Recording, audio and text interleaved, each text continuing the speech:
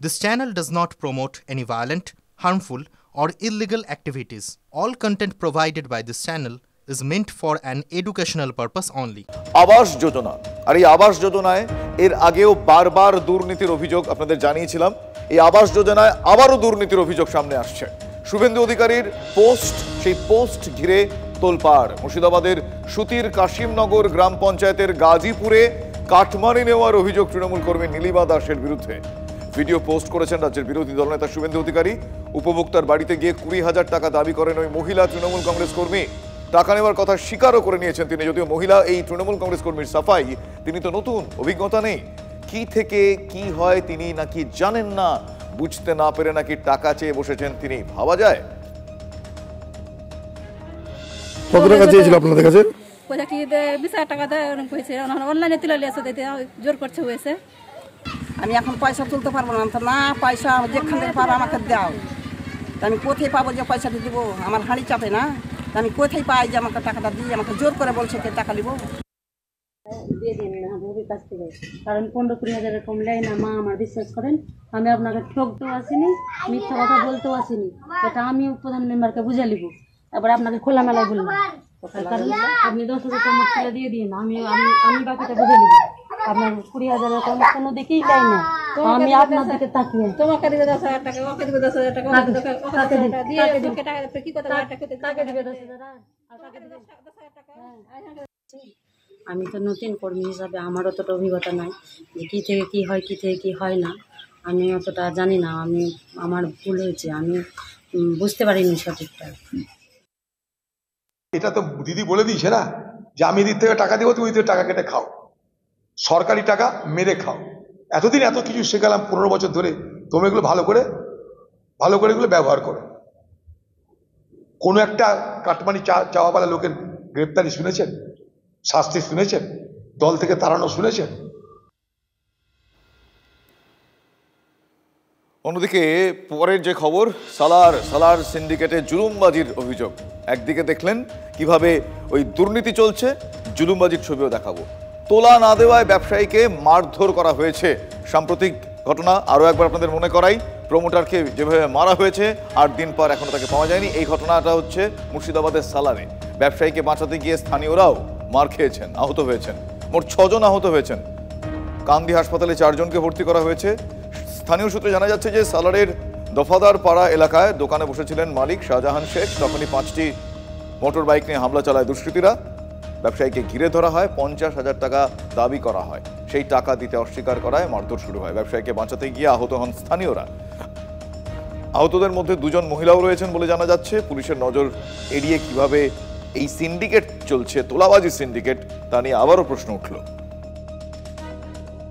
আমি একটা ব্যবসায়ীদার লোক, আমার একটা ব্যবসা আছে শাহজাহান কৃষি শস্য ভাণ্ডার বলি। সেই ব্যবসার কাছে আমি ব্যবসায় বসি। সেই টাইমে হয়তো আমি বাড়ি যাব, দোকানপাট গোটাইছিলাম। তা কিছু দুষ্কৃতী হয়তো তোলাবাজি সিন্ডিকেট একটা তৈরি করেছে, রাতের অন্ধকারে তোলাবাজি করে।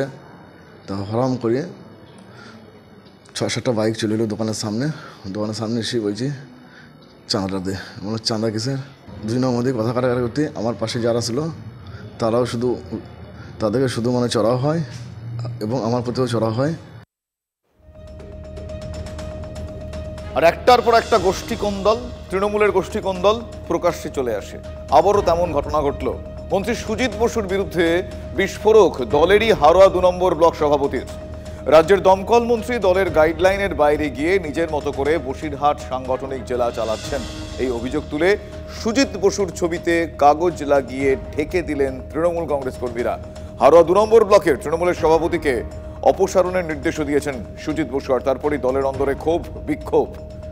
ব্লক তৃণমূল সভাপতির পাশে দাঁড়িয়েছেন সরকারি সভাপতি এবং যুব তৃণমূল সভাপতি। এসব কথা বলার আগে হারোয়ায় ভোটের রেজাল্ট দেখুন, ঠিক এভাবেই পাল্টা বক্তব্য রেখেছেন সুজিত বসু। তিনি মাইকে এজেন্ডার বাইরে দেখা যাচ্ছে যে একটাই কথা বলেন যে সেখানে হারোয়া 2 নম্বর ব্লক তৃণমূল কংগ্রেসের সভাপতি চেঞ্জ করা হবে, পরিবর্তন হবে। তারপর থেকে সেই জন্যে আমরা জানতে চাইছি যে আমরা পঞ্চায়েত নির্বাচন করলাম, লোকসভা নির্বাচন করলাম। লোকসভা নির্বাচনে যেখানে অত্যন্ত টাফ ফাইট, একদিকে আইএসএফ, একদিকে শুভেন্দু অধিকারীর সন্দেশখালী ইস্যু, সমস্ত কিছু উপেক্ষা করে 4টে অঞ্চল থেকে একটা বিধানসভার মতো লিড দিয়েছি আমরা।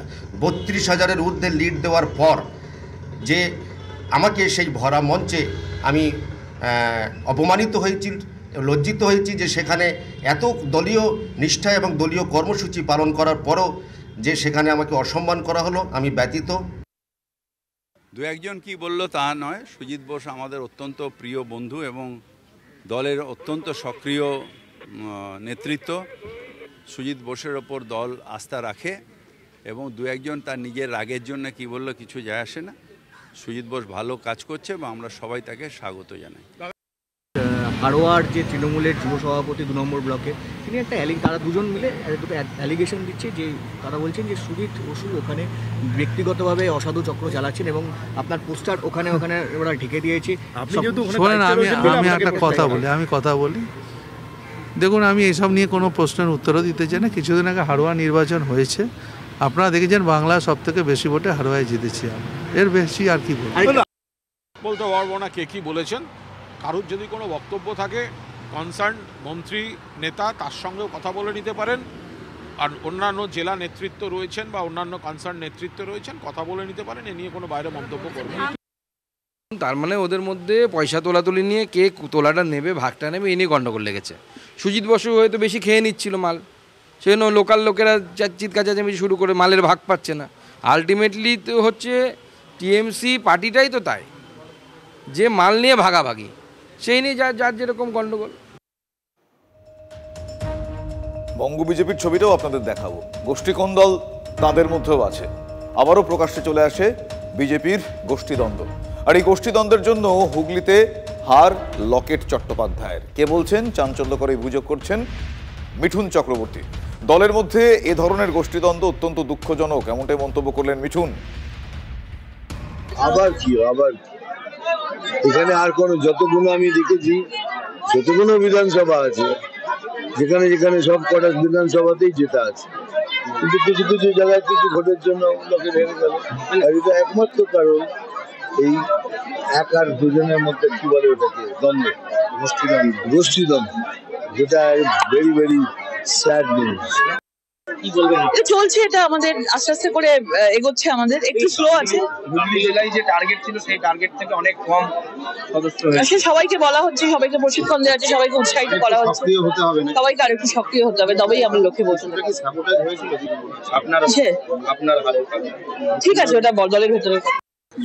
লকেট চ্যাটার্জির হারার পেছনে মিঠুন চক্রবর্তী দাবি করছেন যে গোষ্ঠী দ্বন্দ্বই লকেট চ্যাটার্জির হার। হুগলির গোষ্ঠী দ্বন্দ্ব একমাত্র। মিঠুনদার কি এর সাথে আমার কথা হয়নি, উনি আমার ওখানেই উঠেছেন, আমার ওখানেই আছেন। আমি আজকে দেখা করবো ওনার সাথে, জিজ্ঞেস করবো উনি কি বলতে চেয়েছেন, বুঝে নিয়ে তারপর উত্তর দেবো। ঠিক আছে। মিঠুন চক্রবর্তীকে আমি অভিনেতা হিসেবে আমি শ্রদ্ধা করি, বাট পলিটিশিয়ান হিসেবে ইজ এ ডেড পলিটিশিয়ান। দাম নিচ্ছি তিনি নিজেই, ও এখন নিজের মধ্যেই উনি এখন না, উনি মিঠুন এখন নিজেই পলিটিক্সের থেকে ভেসে উঠতে চাইছেন না, উনি সবাই না ওর নাম ভুলে গেছে। উনি নিজেই কথা কালকে স্বীকার করেছেন সংবাদ মাধ্যমের সামনে, বিজেপির মধ্যে গোষ্ঠী দ্বন্দ্ব আছে, উনি নিজেই স্বীকার করেছেন। সে তো থাকতে পারে, ও সেটা ওদের ব্যাপার, ওরা বলুন। মিঠুন কোনো রাজনীতিতে ফ্যাক্টর নাই। বিজেপির তো আজকে দ্বন্দ্বে দীর্ঘ একটা দল, না তো দিলীপ ঘোষের মতো লোককে দুর্গাপুরে দেওয়ার তো কোনো মানে হয় না, যে ডেপুটি এমপি ছিল। আরও অনেক গল্প আছে হয়তো তাদের দলে। এখন গোষ্ঠীদ্বন্দ্বের দিন তো বিজেপি দল, সেটা তারা নিজেরাই যখন বলছে, তাহলে নিশ্চয়ই তার মধ্যে সত্যতা কিছু আছে।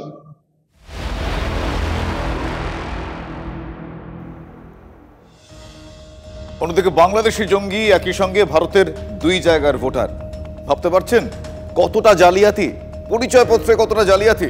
মুর্শিদাবাদের হরিহরপাড়া এবং নওদার ভোটার তালিকায় নাম রয়েছে বাংলাদেশি জঙ্গি মোহাম্মদ সাদ রাডির। 2 জায়গায় ভোটার তালিকায় নাম বদল করে মোহাম্মদ সাদ রাডি নাম তুলেছিল এবং এই ভুয়ো ভোটার কার্ড দেখিয়ে জাল বিস্তার, এই জাল ভোটার কার্ড দেখিয়ে জাল বিস্তার, জঙ্গি জাল বিস্তার। তাই প্রশ্ন, এই ভারতীয় ভোটার কার্ড বানিয়ে তাহলে কি নাশকতার বড়সড় ছক কষছিলেন তারা? তাহলে সব করেছে বলে তাই আমরা দেখিনি করেছে সব ডকুমেন্ট। আমি যাবো না, আর আমি এখানে বাড়ি যাই গেলে বাড়ি ঘুরে যাবো। এটা এখানে করেছেন না ওই থেকে? এখানে করেছে, আসতক যাচ্তক না। এই শোয়েবের ভোট কোথায়? শোয়েবের ভোট এখানে নাই, ও সব বাংলাদেশে। ও শোয়েব আর এই সাবের এখানকার সাব, হ্যাঁ সাব কোথায় ভোট দিত? সাব যে 10-12 বছর ধরে আছে, ও হয়তো ভোটের সময় বাড়তে থাকলো, ও এইখানে কম থাকতো, বাইরে কাজ করে কেরালায়। তাদের জাল এভাবেই তারা বিস্তার করে গিয়েছেন। খাগড়াগড় আপনাদের মনে আছে নিশ্চয়ই, খাগড়াগড়ে ধৃতদের সঙ্গে আবার আব্বাসের যোগ। হ্যাঁ, খাগড়াগড়ে বিস্ফোরণে ধৃত জেলবন্দিরাই মগজ ধোলাই করেছিল আব্বাসের। 2018 সালে খাগড়াগড় কাণ্ডে ধৃতদের সঙ্গে বহরমপুর জেলে ছিল আব্বাসও, আর সেই সময় মগজ ধোলাই হয় তার। জেল থেকে বেরিয়ে খারিজি মাদ্রাসা খুলেছিল। খাগড়াগড় কাণ্ডে অভিযুক্তদের মাধ্যমেই বাংলাদেশিদের সঙ্গে যোগাযোগ হয়েছিল এই আব্বাসের। মাদ্রাসাই জঙ্গি কার্যকলাপের এপিসেন্টার, সেই প্রমাণ নেই, এমনটা ফিরহাদ হাকিম দাবি করছেন। একই সঙ্গে তিনি এই মন্তব্যও করছেন যে মাদ্রাসা হোক বা জঙ্গল, যারা অন্যায় করে তারা সব জায়গাতেই অন্যায় করবেন। কি বলেছেন ফিরহাদ, শুনুন তার মুখ থেকে। একটা অভিযোগ বা একটা বিষয় নিয়ে প্রশ্ন উঠছে যে জঙ্গি প্রশিক্ষণের এপিসেন্টার হয়ে উঠছে খারিজি মাদ্রাসাগুলো, এটা নিয়ে এটা এটার কোনো প্রমাণ নেই। আমাদের এখানে যে মাদ্রাসা আছে সেই মাদ্রাসায় ধর্মশিক্ষা এবং এমনি শিক্ষা, মানে কি বলে ওটাকে, মানে আমাদের যে শিক্ষা আর কি, ইংলিশ, বাংলা, হিস্ট্রি, জিওগ্রাফি, এই শিক্ষা হয়। এরকম কোনো, এগুলো হচ্ছে কমিউনাল ট্যাগ দিয়ে দেওয়া। যারা অন্যায় করবে, সে মাদ্রাসার মধ্যে হোক আর জঙ্গলের মধ্যে হোক আর স্কুলের মধ্যে হোক, তারা অন্যায় করবে। আর যারা ধর্মচর্চা করবে, শিক্ষায় অগ্রগতি করবেন, সে যেখানেই করবে তাকে স্বাগত। আমার মনে আছে এই প্রসঙ্গটি প্রথম পশ্চিমবঙ্গে ভেসে উঠেছিল তৎকালীন মুখ্যমন্ত্রী বুদ্ধদেব ভট্টাচার্য মহাশয় এগুলোকে বন্ধ করবার নির্দেশ দিয়েছিলেন। আমি এই জন্য বারবার করে বলি যে এখানকার সিপিএম বামপন্থীরা আসলে সংখ্যালঘু মৌলবাদ, যদি সেই অর্থে বলা যায় মুসলিম মৌলবাদের ধারক এবং বাহক হিসাবে পশ্চিমবঙ্গে কাজ করছে।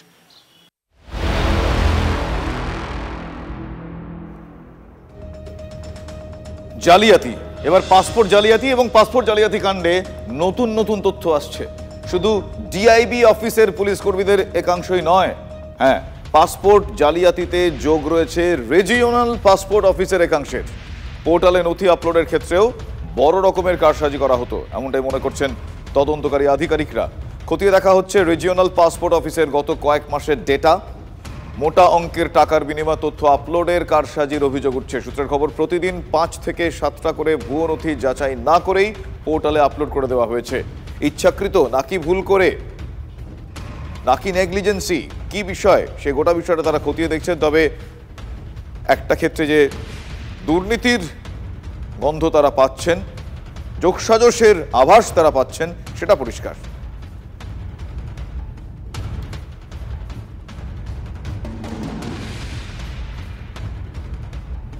আর এই যাবতীয় বিষয়ের মধ্যে অনুপ্রবেশ, এই অনুপ্রবেশের দায় কেন্দ্রকে নিতে হবে। দেশের স্বার্থ সুনিশ্চিত করতে দায়িত্ব পালন করুন শাহ, দাবি ফিরহাদ হাকিমের। বিএসএফকে আরো ঢেলে সাজানোর দাবি তৃণমূল কংগ্রেসের। আমি অনুরোধ জানাবো স্বরাষ্ট্রমন্ত্রীকে যে বাবা অমৃত সাহেবকে যে তাচ্ছিল্য না করে নিজের দায়িত্ব করুন। যে সংবিধান বাবা অমৃত সাহেবের নেতৃত্বে হয়েছে, সেই সংবিধান অনুযায়ী আপনার যে দায়িত্ব, অর্থাৎ ন্যাশনাল প্রোটেকশন সেন্ট্রাল গভর্নমেন্টের দায়িত্ব আর আমাদের স্বরাষ্ট্র মন্ত্রকের দায়িত্ব, সেই দায়িত্বটা পালন করুন, যাতে কেউ পাস ওভার না করে যায়। ঠিক যে পাশের দেশ বাংলাদেশ থেকে এরা আসছে, এটা যাতে কোনো দেশ থেকে না আসে, পাস ওভার না হয়, সেটা দেখার দায়িত্ব ওকে এবং বিএসএফকে আরও বেশি জোরদার করুন। শুধু রাজনীতি করার জন্য আমি ওখানে বর্ডার খুলে দিলাম আর এখানে ঢুকিয়ে দিয়ে গভর্নমেন্ট কিছু করছেন, এটা বলা ভুল। অন্যদিকে এই মুহূর্তের আরো গুরুত্বপূর্ণ খবর আপনাদের জানাবো যে একটার পর একটা এই ধরনের ঘটনা। এবার দক্ষিণ 24 পরগনায় সিপিএম এর মধ্যে একটা কোন দল, তৃণমূল দেখালাম, বিজেপি দেখলাম, এবার সিপিএম এর কোন দল দেখুন। জেলা কমিটি থেকে বাদ একাধিক নেতা, বাদ পড়েছেন খোকন ঘোষ দস্তিদার, অনির্বাণ ভট্টাচার্য, রশিদ গাজী, অপূর্ব প্রামাণিকরা। আমার সহকর্মী সৌরভ রয়েছেন, সৌরভ গুহ এই মুহূর্তে রয়েছেন আমার সঙ্গে টেলিফোন লাইনে। সৌরভ, এই রদবদল, এই পরিবর্তন, এই নাম বাদ যাওয়া, কি কারণ জানা যাচ্ছে? অজিত, খুব এক কথায় বলতে গেলে জেলা রাজনীতির নিরিখে যদি বোঝা যায় তাহলে সুজন চক্রবর্তী এবং কান্তি গাঙ্গুলি ঘনিষ্ঠ বিভিন্ন জেলা নেতাদেরকে কমিটি থেকে বাদ দেওয়া হয়েছে এবং তার মধ্যে তুমি যে নামটি বললে খোকন ঘোষ দস্তিদার, যিনি বুদ্ধদেব ভট্টাচার্যের ইলেকশন এজেন্ট এবং অত্যন্ত দুর্দণ্ড প্রতাপ নেতা, তাকে জেলা কমিটি থেকে বাদ দেওয়া হয়েছে। এছাড়া রশিদ গাজী, অনির্বাণ ভট্টাচার্য, অপূর্ব প্রামাণিকরা বাদ গিয়েছেন। এইরকম বিভিন্ন নেতারা বাদ যাওয়ার ফলে প্রতিবাদে ওই জেলা কমিটি থেকে পদত্যাগ করেছেন আরো 18 জন সদস্য। তার মধ্যে প্রাক্তন বিধায়ক রাহুল ঘোষ, প্রাক্তন বিধায়ক চন্দনা ঘোষ দস্তিদার, এরকম বহু নেতা রয়েছে। অর্থাৎ একেবারে গৃহযুদ্ধের পরিস্থিতি চলছে সিপিআইএম দক্ষিণ চব্বিশ পরগনা জেলা কমিটির অন্দরে। শুভজিৎ, বেশ, ধন্যবাদ সৌরভ। তার সব যে ঠিক, এটাই বাকি ঠিক করলো। আমাদের পার্টি একমাত্র পার্টি যেখানে আভ্যন্তরীণ গণতন্ত্র আছে, সবাই আলাপ আলোচনা করে। যে বিভ্রান্তি অনেক ধরনের হয় এবং হবার মতন সুযোগ, বিশেষ করে নানান কারণে, এটা খুব মানে হয় বলে আমি মনে করি না। আমি এখন জলপাইগুড়িতে আছি, যখন দক্ষিণে যাব নিশ্চয়ই আমাদের কাছেও রিপোর্ট আসবে, আপনাদের বলবো।